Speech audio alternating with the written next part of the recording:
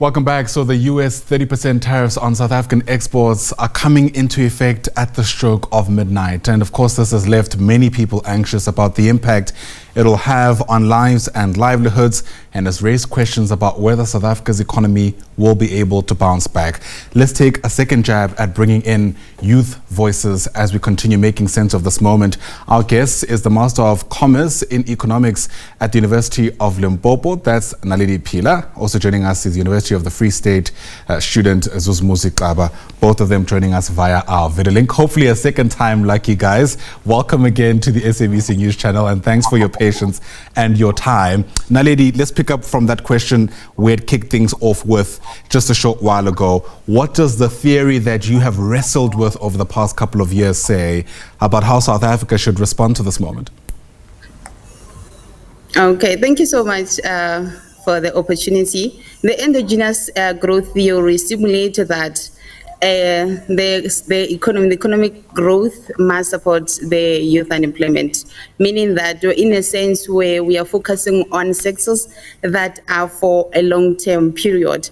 In the instance where we see that South Africa only focus on the unemployment structurally, meaning the short term, in sectors that they don't have long-term impact.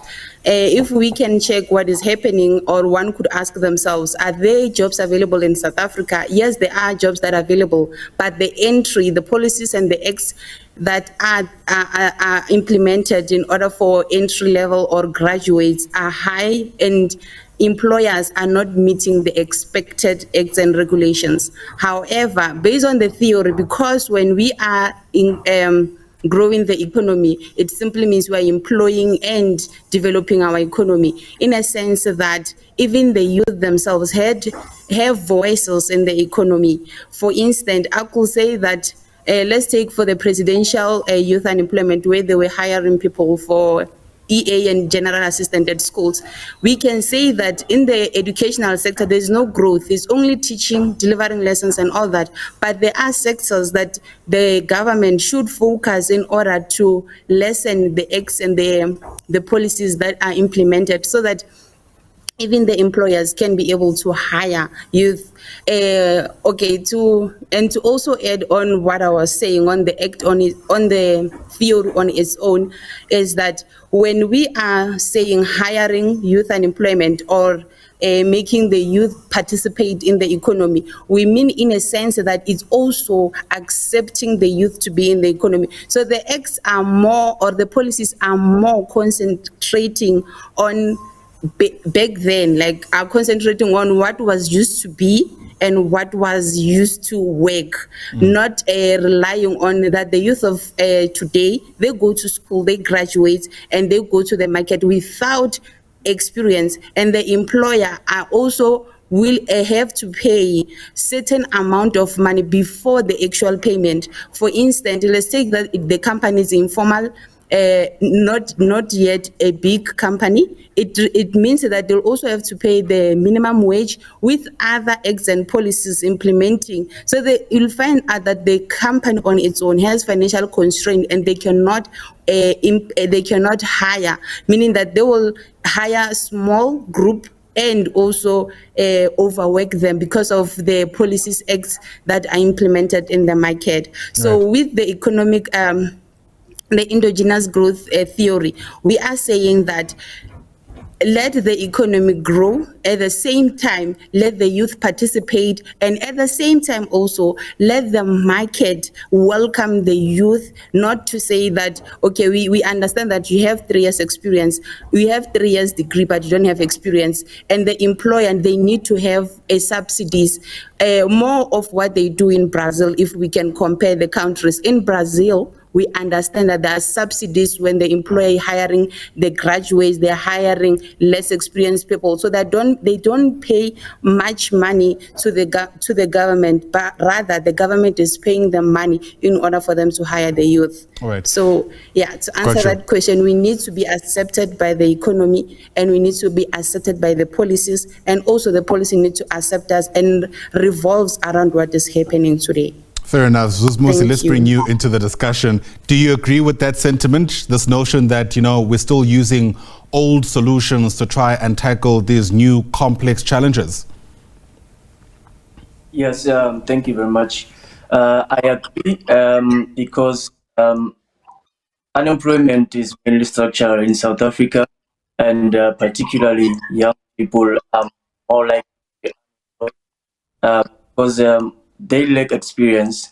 And they have when I did a research in when I was doing honors with studying youth unemployment, and the conclusion that I found is that many young black people are unemployed, and they lack experience. So I think what government should do, and other stakeholders, even the private sector, they should increase number of, because there are many thousands of there are thousands of young people who graduate, but there are few internships that take the graduate.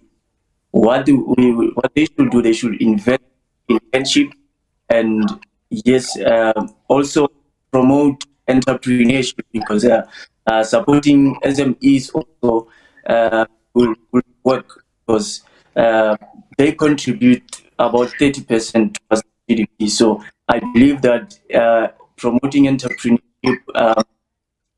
teaching young people how to manage businesses, more especially those in townships, those in rural areas, will be the effective solution. All right.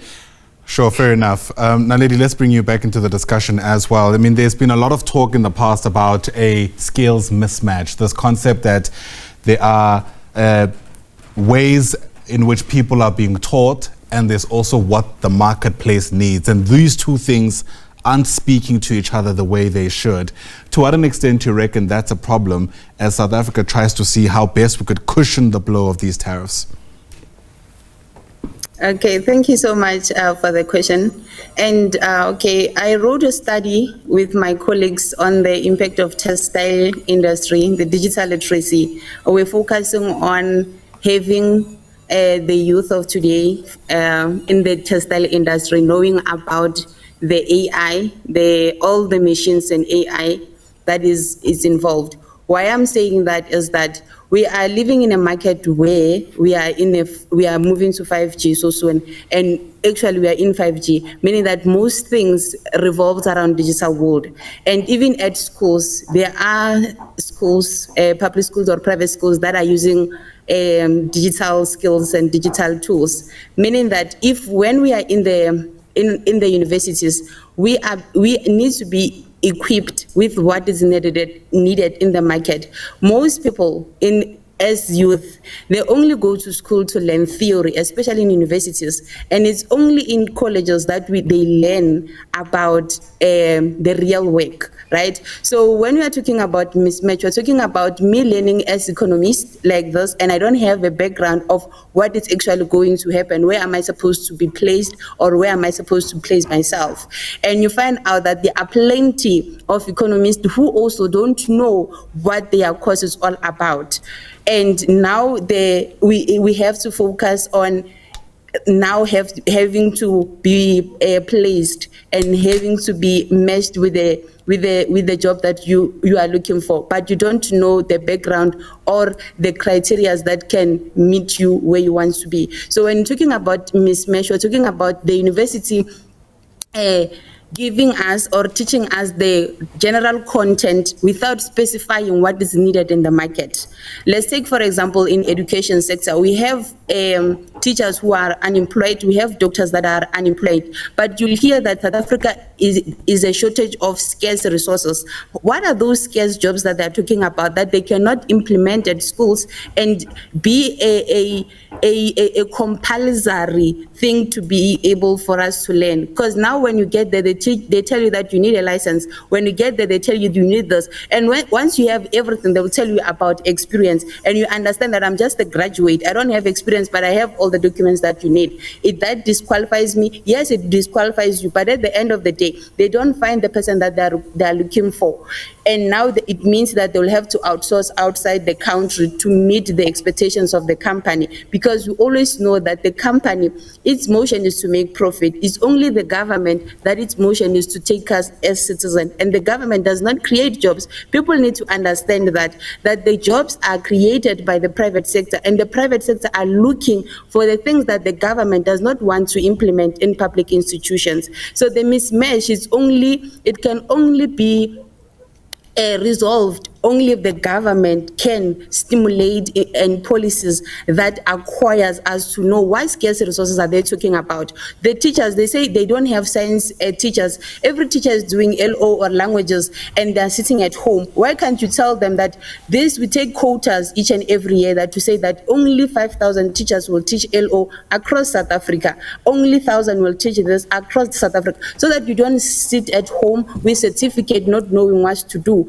and now you're learning new skills and all that. And Right. on the other side, you are here now trying to find your way and breaking the generational curse of a black child. But how are you going to do that if the policies are against you? So Yeah. what we are urging the government is to come forth and revisit the policies that were made in order to revolve around the youth of today, to understand that the mismatch is only happen at the bottom, where the universities are required to produce a certain number of students, but at the end of the day, those students are going to be unemployed, and the courses are not scarce, and when they want scarce resources, they go outside and outsource. Zuzmuzi, I was you. going to ask you that question actually around what you reckon the government can do next. We are scrambling for solutions as we wait for these tariffs to come into play.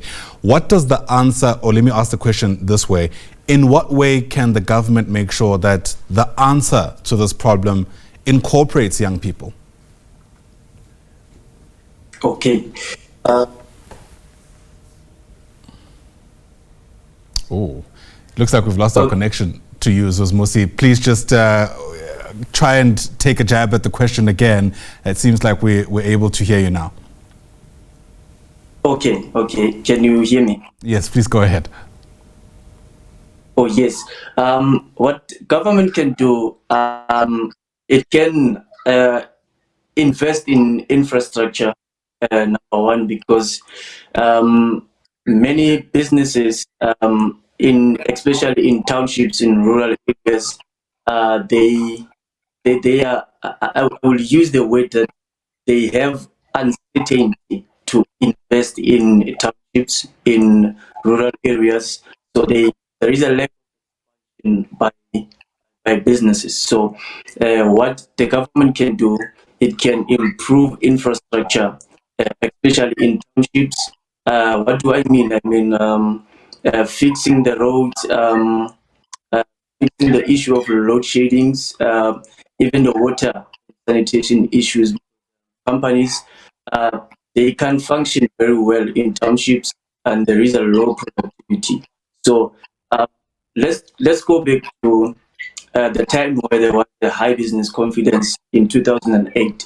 We can see that unemployment fell from 28% to 21%. So I believe that improving infrastructure might bring back high business confidence. There will be many investors. People will invest also in South Africa because they will be optimistic about our economy. So I believe that these issues will be resolved, especially this one of unemployment. And I know that improving infrastructure might be too expensive, and I think all the stakeholders can consider it as an investment. How? So businesses will increase their revenue, and the government will have a high tax revenue, because the tax revenue during that time will be high. So I believe that high business confidence might be the solution through Sure. improvement in infrastructure. All right, let me apologize to our viewers. Not the best connection to you, Zuzmuzi, but I hopefully were able to catch the gist of your sentiment. For both of your time, thanks very much indeed for speaking to us. We thought it's important to profile the voices of young people as we scramble for solutions. Naledi Pila is with the University of Limpopo, Zuzmuzi Xaba with the University of the Free State, both of them Master of Commerce students, also watching closely, of course, this big geopolitical story unfolding with those tariffs set to kick in at midnight.